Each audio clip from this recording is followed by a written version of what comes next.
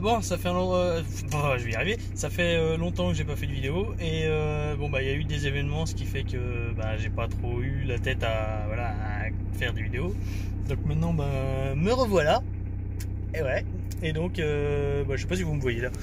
Vous me voyez peut-être mieux. Je disais, oui, je vais refaire des vidéos et je vais vous montrer comment comment ça s'appelle? La fixation, voilà, la fixation du clic-clac. Et bon, bah là, je suis en train de faire une machine. Voilà, une machine. Bon, faudra déjà que l'eau elle arrive parce que là, l'eau elle arrive pas. Bon, elle est pas trop pleine, hein, je vous rassure. C'est juste que le dessus du clic-clac, voilà, disons qu'il fait un peu épais, quoi. Il fait un peu, voilà, il prend du volume pour de l'air en fait. C'est juste ce qui se fait. Voilà, donc bon bah on va démarrer. Et puis bon, on se retrouve tout de suite.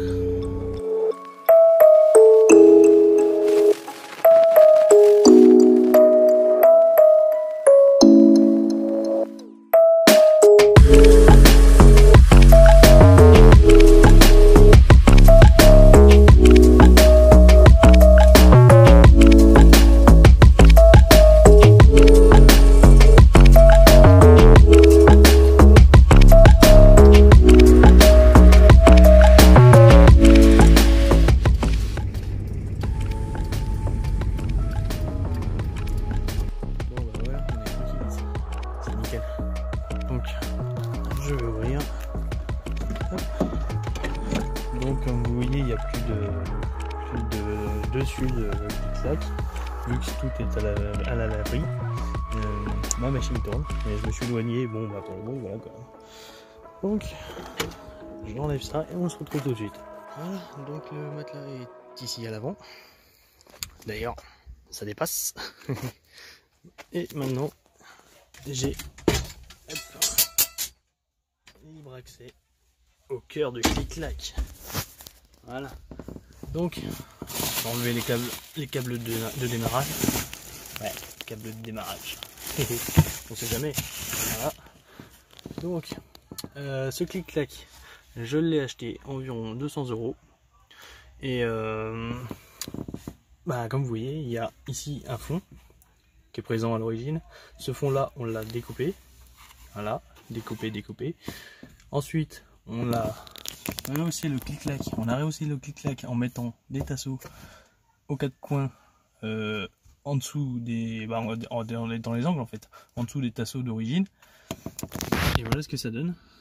Et ensuite, on a fixé le tout dans le plancher par 4 pattes comme ça, enfin 4 pattes pour les 4 coins. Et ce qui fait que j'ai gagné en surface, en hauteur, en dessous. Et aussi, on a mis du comment ça s'appelle, du lambris. Voilà, du lambris pour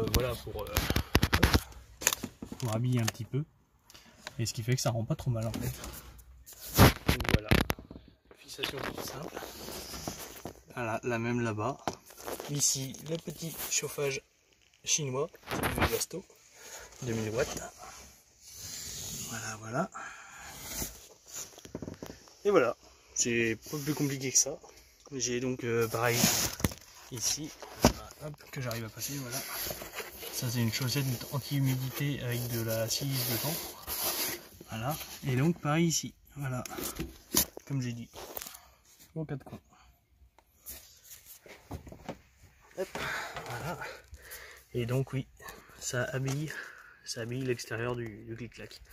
Et ce qui est pas mal, c'est que une fois qu'on retire le matelas, on a libre accès pour aller bricoler. Voilà.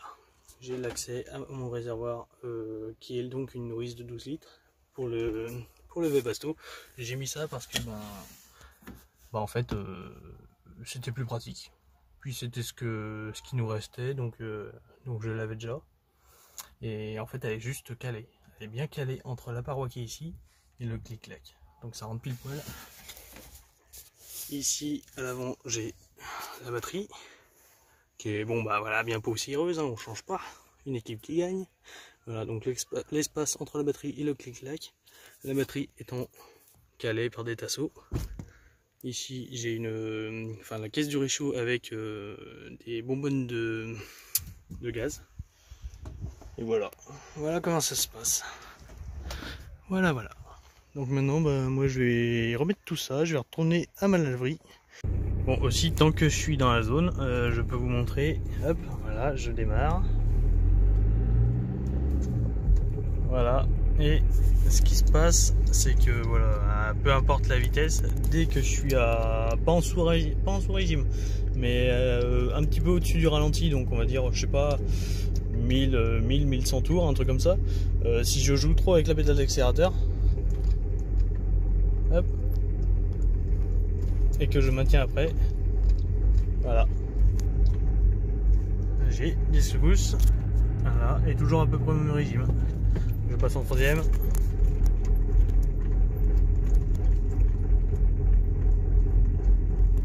Et sans jouer avec l'accélérateur. Donc c'est un peu pénible. Mais bon bah voilà, ça roule hein, sinon. Et sinon, autre chose, au niveau de ma fuite de gasoil, je vais vous mettre une vidéo que j'ai fait où vous vous rendrez compte de l'ampleur des dégâts, on va dire. Parce que ça fuyait pas mal, et là j'ai pas trop compris, parce que ça ne fuit plus. Donc est-ce que ça se, je sais pas, est-ce que ça se colmate, je ne sais pas du tout, je sais pas du tout. Donc je vais vous mettre ça, et voilà quoi.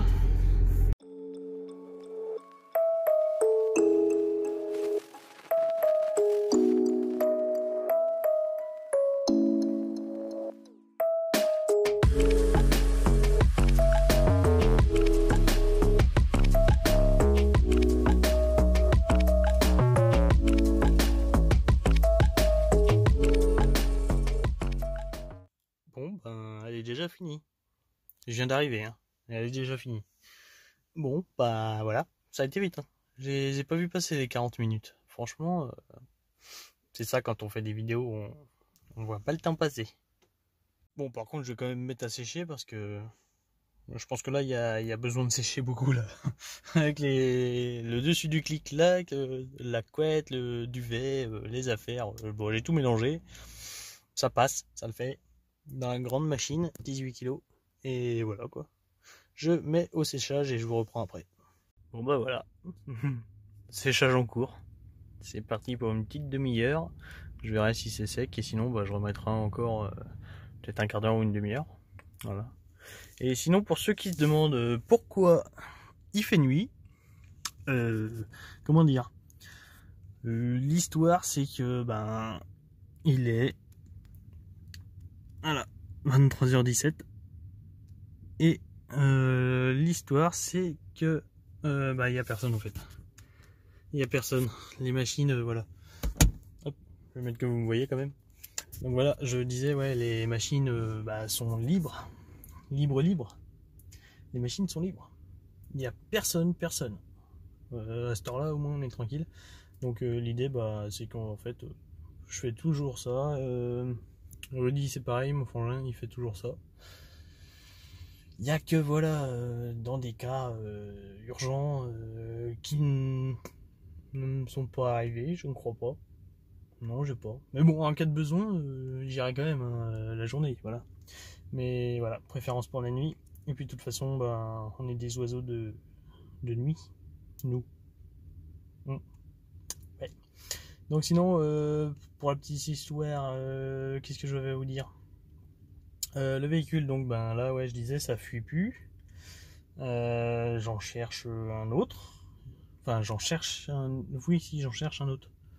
Mais le problème, c'est que le budget est assez limité, et je suis un peu embêté en fait, parce que voilà, moins de 2 mètres c'est quand même bien, avec toutes les interdictions, c'est quand même pas mal. C'est voilà, la liberté sans se poser de questions. C'est voilà, on va partout, on veut aller quelque part, on y va. Bon, on va oui, dans la limite de voilà, de ce qu'on peut faire, hein. On va pas partout non plus, mais presque. C'est ça l'idée. Et donc je regardais les trafics en L2H1, donc longueur 2, hauteur en bas quoi, H1 minimum. Et ce qui me freine un peu, c'est la fiabilité. Et par rapport au budget, c'est que souvent soit ils sont vieux et kilométrés, soit ils sont assez récents, 2006, 2008, des trucs comme ça, et kilométrés aussi. Donc c'est pas non plus, voilà, je sais pas encore, mais ça me plairait quand même de rester sous les 2 mètres, c'est sûr. Après je regardais sinon donc les Volkswagen LT comme Rudy A, donc les LT de voilà 98, 2000, tout ça, LT35, LT46, peu importe, même si c'est du L2H1 ou L2H2 ou la longueur max, donc le L3 H2, ça peut le faire. Si c'est en rouge jumelé, ça peut le faire aussi. C'est encore mieux même pour la motricité. Et s'il a l'anti-patinage, voilà, ce que Rudy n'a pas. Donc s'il est plus récent, au-dessus de 2000, ouais, à partir de 2000 je crois même, il a l'anti-patinage, ce qui peut être pratique sur des spots voilà, un peu boueux, un peu rocailleux, un peu sableux, un peu tout ce qu'on veut en fait. Ça peut être pratique. Et j'ai sinon le Mercedes Sprinter en 2 litres 9,5 cylindres, pareil, années 80, ouais, 96, 2000, ouais, jusqu'à 99 à coup sûr. Qui est pas mal, mais le problème c'est qu'il est rare et souvent kilométré aussi, et souvent comme c'est des trucs qui ont plus de 20 ans, 20 ans ou plus, voilà, ça a vécu. Et comme c'est du véhicule de chantier, souvent ça a vécu, c'est ça le problème. Donc je cherche et je vais voir. Ça prendra le temps que ça prendra et je verrai selon l'occasion, voilà. Sinon je vais prendre la route bientôt pour aller à un rasso, et après je verrai ce que je vais faire. Moi je vais vous dire à la prochaine vidéo. Je ne sais pas ce que je ferai, et là je vais vous laisser sur quelques images que j'aurais dû vous mettre. Le mois donc qui est passé là, normalement j'aurais dû sortir 1 ou 2 vidéos, 2 normalement même. Et bon voilà, j'ai pas fait, et voilà. Bon, il y a eu des événements qui font que j'ai pas eu la tête à ça, j'ai un peu mis en stand-by. Je m'en excuse parce que je sais que vous attendez tous, beaucoup attendent. J'ai vu sur les lives à Rudy, beaucoup ont demandé quand est-ce qu'était la prochaine vidéo, et ça ça fait plaisir. Ça fait plaisir. J'ai vu que beaucoup s'intéressent aussi à mes problèmes de véhicule, ça fait plaisir aussi. N'hésitez pas à commenter parce que je réponds avec plaisir. Si vous avez des questions sur le clic-clac, allez-y dans les commentaires. Voilà, sur l'aménagement, peu importe, vous pouvez y aller, je réponds. Abonnez-vous si vous n'êtes pas abonné. Ouais, il faut que je me vende quand même. Et aussi j'ai Instagram, pour ceux qui ont Instagram, vous pouvez me suivre sur Instagram. Pareil, Jason The Road sur Instagram. De toute façon il y aura le lien en description. Et ce qui fait que sur Instagram vous avez des nouvelles. Je sais pas si on peut dire que c'est des nouvelles, mais vous avez des posts réguliers en fait. Des posts réguliers, et voilà, vous voyez un petit peu qu'est-ce qui se passe. Vite fait, voilà, ça peut être sympa pour ceux qui veulent, et donc je vous invite à vous abonner sur Insta aussi, et moi je vous dis à la prochaine. Je vous mets les images que j'ai dit que j'allais mettre, et puis voilà, à la prochaine, bisous à tous, salut.